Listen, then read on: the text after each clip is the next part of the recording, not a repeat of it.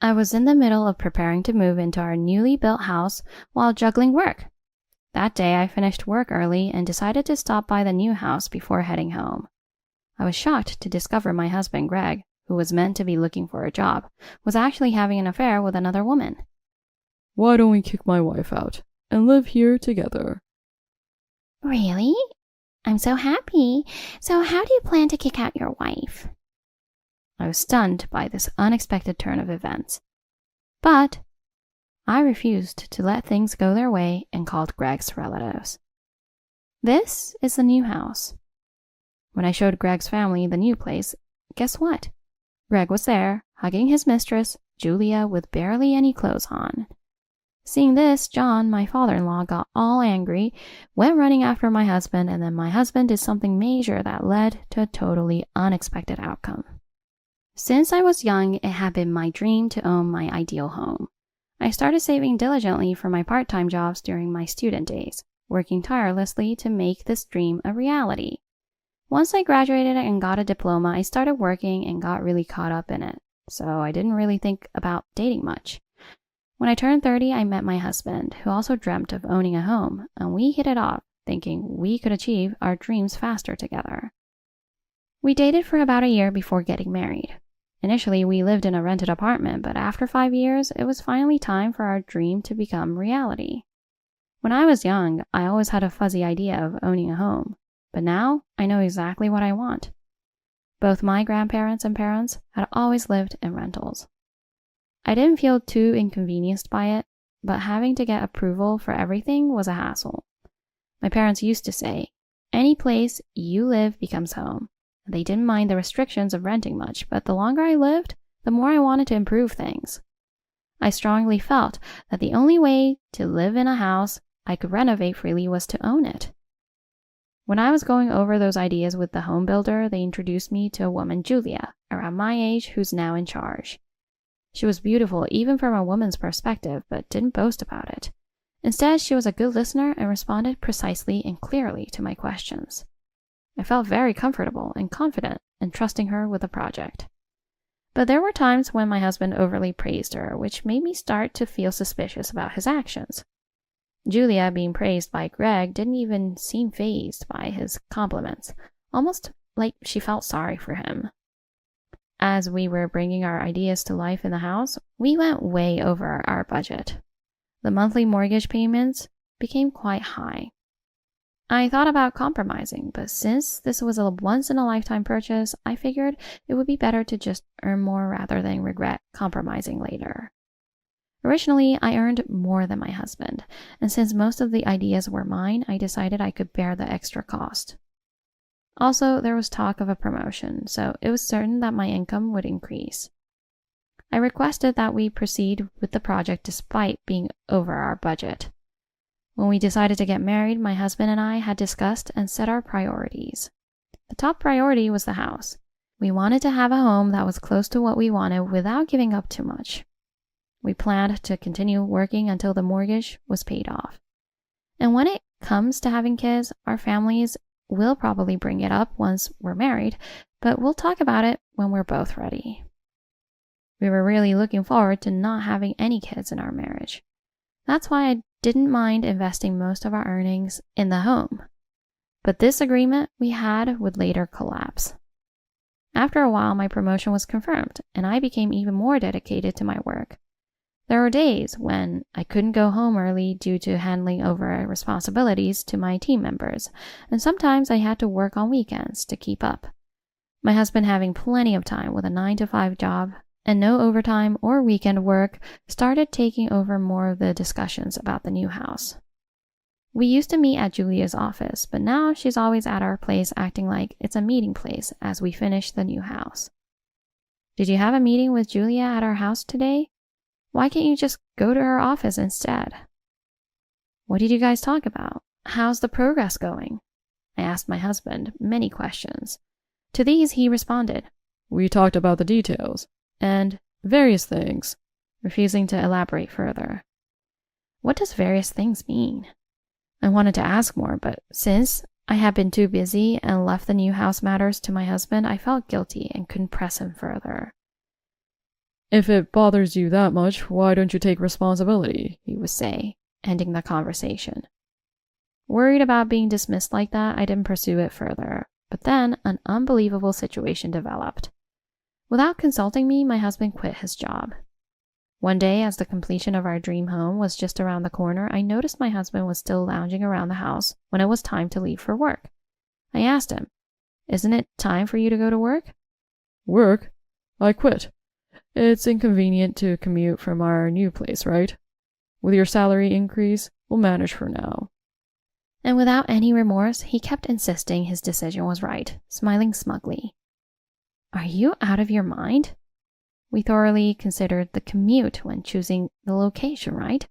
You were the one who said it was okay that only local trains stopped there, and although it's a bit of a walk to the station, it's good for our health, right? My husband replied, Is that so? Which infuriated me, and I snapped back. Stop being ridiculous. I thought we could manage the extra spending because I was expecting my husband to make more money. Originally, we were supposed to achieve the dream of owning our home with both of us working. Why has it suddenly become just my earnings? Even if he had decided to quit his job, I wished he had discussed it with me first. After venting my frustrations, my husband, not fully grasping the gravity of the situation, asked if I was really that angry. Noticing my unresolved anger, he promised to find a new job within 2 months after we moved in, and we settled the matter on that note. But my distrust only grew deeper. Meanwhile, our long-awaited new home was finally completed. I meticulously customized and imported furniture from abroad, so I decided to fully move in only after everything had arrived. My husband wanted to choose a workplace that would be convenient to commute from our new home, so he frequently walked to the nearest station to explore options. But his job search was not going as well as expected. He wasn't home much because he spent most weekdays at the job center. From his behavior, I believed he was genuinely trying to find a job. I thought it would be better for him to find a stable job that he could keep until retirement, rather than rushing into something short-term. Since a promise is a promise, I decided to wait a little longer and see how things unfolded. One day, I was still forced to work on weekends. As I hurriedly got ready, my husband said he would take care of the household chores, for which I was thankful. It bothered me that he insisted on me leaving early for work, but it was good that he took over the morning chores, allowing me to leave for work with ease. For once, I finished work by early afternoon. I considered going straight home to rest, but thinking my husband would be relaxing by now, I didn't want to disturb him. Instead, I went to our new home to choose curtains, something I had been postponing. There were small windows, and I hadn't yet taken their measurements. My husband had already relaxed at the new home, but I hadn't experienced it yet. I thought it might be nice to eat a late lunch there. So I bought some snacks at the nearest station and arrived at our new home. I was gonna open the door, but weirdly, the lock was already open. What's going on? I grew anxious. I considered calling the police, but then remembered that I had recently installed something. Stepping away from the entrance, I recalled that there had been signs of someone entering our new home before. My new dresser was dirty, and I knew my husband occasionally went to the new home, so I asked him, but he denied bringing anyone there. I believed what my husband said, so I guessed that either robbers were checking things out or troublemakers were hanging around.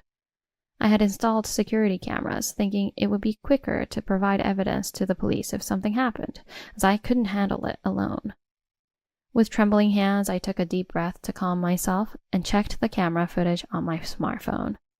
I was definitely shocked. It wasn't a thief or pranksters. It was my husband cheating with another woman. I shuddered, thinking that all of his odd behavior and the gradual change in his personality were now connected. The betrayal hurt, but I was more dumbfounded than shocked. Thinking back, my husband had exhibited many inexplicable behaviors. Probably the traces of someone else in the house were also from a woman he had brought. The issue was the identity of the woman. Given his sudden resignation, I suspected she might be one of his coworkers. Her back was to the camera, so her face wasn't clear, but as my husband changed positions, her face began to intermittently show in the camera. I zoomed in on the woman's face for a better look and recognized her as Julia from the home builders company. The shock was overwhelming. I had respected and trusted her professionalism. They were both betraying me. Knowing that I trusted Julia, they had the audacity to deceive me. Had my husband aggressively pursued her, or vice versa? They were smirking behind my back, thinking they had successfully fooled me. My shock turned into anger, and I saved the footage. Determined to see this through, I continued watching. My husband was acting so out of character with her. It was like I didn't even know him. I was just so disgusted by their shameful behavior. Julia also shamelessly moaned loudly. After they satisfied themselves, my husband started discussing living together in this house with her. Hearing this, I wondered if he had already arranged to separate from me. I wasn't going to let him get the upper hand. It would be me, not my husband, who would bring up divorce. I had the right to do so. Convinced of this, I called my in-laws and rushed to a nearby hardware store. I bought plenty of tension rods at the hardware store and sealed all the windows and doors on the first floor. I thought they might notice because of the noise, but they were likely too engrossed in their passionate acts, as they were completely unaware of my presence or the noise outside. After securing the entrances with tension rods, my in-laws arrived. I had called them over suddenly, saying I wanted to show them the new house. They had been interested in our house since before construction started and responded quickly to my call. They were excited about the exterior of the new home. They wanted to see the interior soon, but I revealed the real reason I had called them here. I couldn't bring myself to say that my husband was currently in the midst of a passionate affair, so I showed them the saved camera footage instead. My mother-in-law Laura's face turned indescribable as she watched her son's affair. It must not have been pleasant for a mother to see her son behaving like a beast. It's not strange for an adult man to be intimate with a woman, but it's not pleasant for a parent to witness, especially since the partner was his mistress. John, also a man, was already shaking with rage. It seemed unforgivable for him as a father that his married son was having an affair. Laura's face flushed with embarrassment and anger, apologized to me. John looked ready to strike his stupid son immediately, his anger seeping through. He repeatedly apologized to me, his fists clenched so tightly that they seemed ready to bleed. My in-laws apologized again, but above all, they wanted to stop the ridiculous behavior immediately and charged into the house after removing the tension rods. When they barged in, my husband and the woman had just finished their second round of passion and seemed to be basking in the afterglow. My husband had just put on his underwear when his parents suddenly appeared, causing him to freeze. Julia screamed and hurriedly threw on some clothes, but although it was better than being naked, her appearance was still indecent. Regaining his senses from Julia's scream, my husband quickly finished putting on his pants and kept repeating, "Why?" in obvious confusion. He likely couldn't think of anything else to say. Seeing their reaction, I couldn't help but laugh. Julia tried to escape through a window, but she couldn't open it because I had secured it with tension rods from the house. She screamed hysterically. "What's going on?" My husband suggested they retreat to the second floor, and they took the opportunity to run upstairs while my in-laws chased after them. Surprisingly, John, who had been a track athlete in his student days and still ran for his health, caught up with them quickly. He forced open the door they were trying to close. In contrast, my husband hardly exercised at all. I thought to myself, Greg's parents have won this. But my stubborn husband and Julia retreated into a walk-in closet adjacent to the room and locked themselves in. "Enough is enough. If you're going to run away, you shouldn't have had an affair in the first place." "Why did you do this? Aren't you ashamed? Come out." My in-laws continued to scold my husband through the door, calling him shameless. "This is such a betrayal. I'm going to divorce you, and you will both pay me compensation." Then Julia blamed my husband, saying, "You said we wouldn't get caught." My husband replied, "We'll talk about that later. Let's just try to escape now," showing he hadn't given up on fleeing. Despite my in-laws urging them to surrender, my husband kept saying they could escape through a window. However, Julia refused to jump from the second floor, fearing injury. My husband tried to convince her by mentioning the potential for having to pay damages, and eventually they both jumped out of the second floor window. A thud was heard, and when we checked from the upstairs room, we saw them crumpled on the ground, unable to move. Going outside, they were both complaining of pain. Julia's leg was bent at an odd angle. My in-laws suggested leaving them be as they deserved it for their actions. However, feeling a final bit of compassion, I called an ambulance. But it was quite a sight. My husband shirtless, and Julia just in underwear covered by my husband's shirt.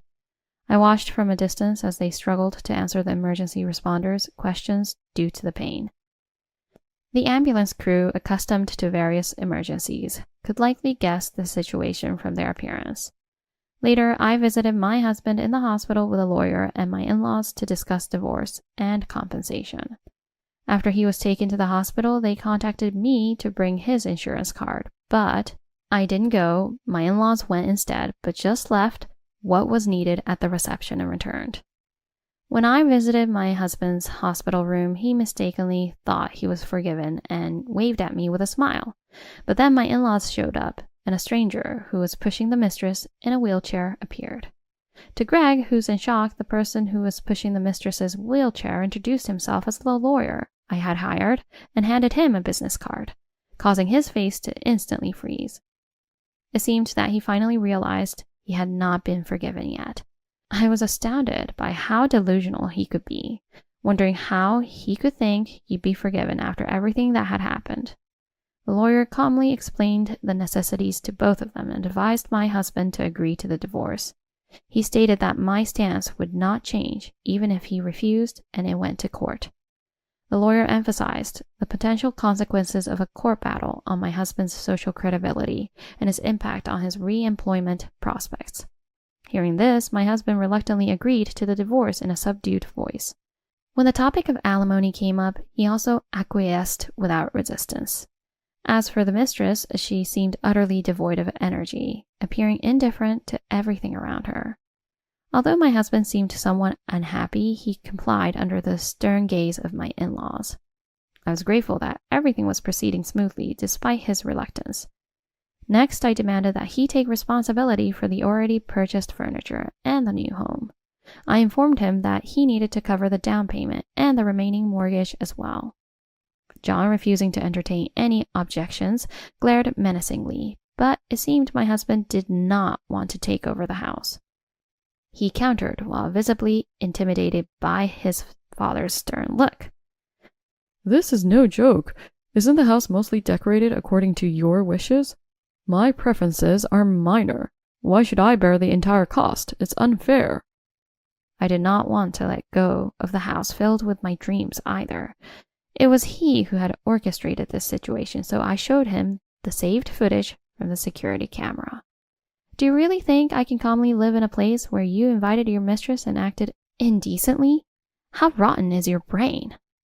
With anger and despair in my voice, the lawyer stated we were not willing to compromise and were prepared to fight as long as necessary. Laura broke down crying, lamenting that she never expected her son to be so merciless. Are you going to make your wife and your mother cry?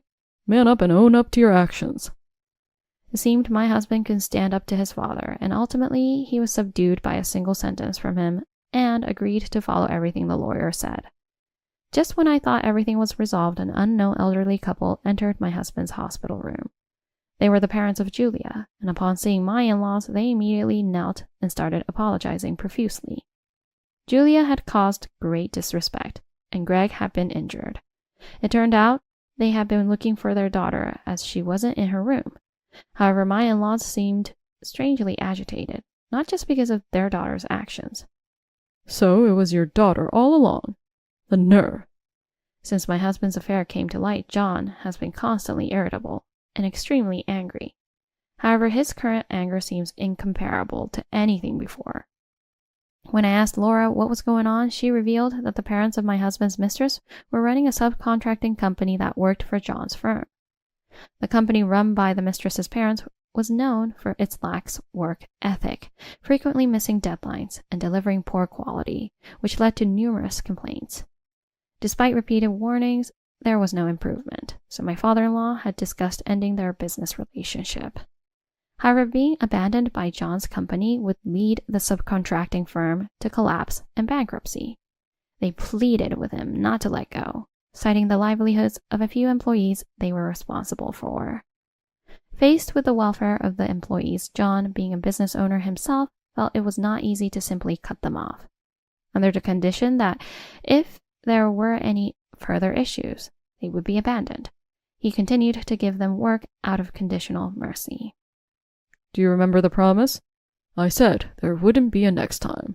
We will never do business with your company again. Upon hearing this from John, the mistress's parents pulled their daughter out of the wheelchair and forced her to kneel despite her inability to kneel properly due to her cast. They insisted, saying her future depended on this and that a broken bone was a minor issue. She must kneel properly and apologize. Despite their apologies, John had no intention of changing his decision, and the mistress's parents desperately pleaded for reconsideration. Forced to kneel by her parents, the mistress screamed in pain, fearing another break. A nurse, hearing the commotion, rushed over and separated the mistress and her parents. When reprimanded by the nurse for making an injured person perform such actions, the parents argued that their livelihood depended on it, making an even bigger scene. Unable to handle the situation alone, security was called to finally eject the mistress and her parents from the husband's hospital room. Raised by such irresponsible parents, could it be that the mistress had learned to be bold enough to steal another's husband? Seeing the attitude of the mistress's parents made me think so. Being in this hospital might lead to another encounter with the mistress's parents, and it seemed likely to cause more issues regarding John's company. Wanting to avoid such scenes, I vowed never to return to this hospital. As I no longer have anything to discuss with my husband, I informed them that any further communications should go through my lawyer and left the hospital. What happened next was relayed to me by my in-laws. Due to their daughter's affair with the son of a business partner, the mistress's parents were forced to disown her as their business faced termination. Apparently, after the day of the disturbance at the hospital, her parents did not come to visit her again. The injuries were less severe for my ex-husband, and he was discharged earlier than the mistress. My ex-husband wanted to stay at his parents' house until he found a job, but his father did not allow it. With no other choice, my ex-husband began living in the new house. The mistress, having nowhere else to go, moved in with him after being discharged. The mistress and my ex-husband, having no other residence but the costly new home, lived together more out of necessity than love, just until they found somewhere else. The mistress had planned to find her own place immediately after discharge, but upon returning to her job, she was faced with dismissal. In fact, they had wanted to fire her earlier, but could not do so while she was being treated for illness or injuries. They had simply been waiting for her to recover. The reason for her dismissal was due to issues caused by her involvement with a client. Caught off guard by her dismissal, the mistress had no choice but to rely on my ex-husband. Both now unemployed, they shared the goal of saving money to leave the house, yet they constantly blamed each other for their situation and struggled to save the necessary funds. Both eager to save money quickly and sell the expensive new home, they continued to blame each other for their predicaments, leading to constant arguments. I heard that my ex-husband was struggling with the mortgage payments, unable to save money, and his debt was spiraling out of control. Lately, there have been suspicious individuals lurking around the new home, seemingly monitoring my ex-husband and the mistress. It appears that my ex-husband has borrowed money from some very dubious sources. After the divorce, I received a significant amount of money through compensation. With my promotion as planned, I decided to reward myself by building the home of my dreams. I discovered a store that offered Scandinavian interiors, which I had long admired, and decided to build a home that would suit the furniture I found there. Planning out my dream home brings me so much joy. This time, nothing is going to stop me from making it a reality.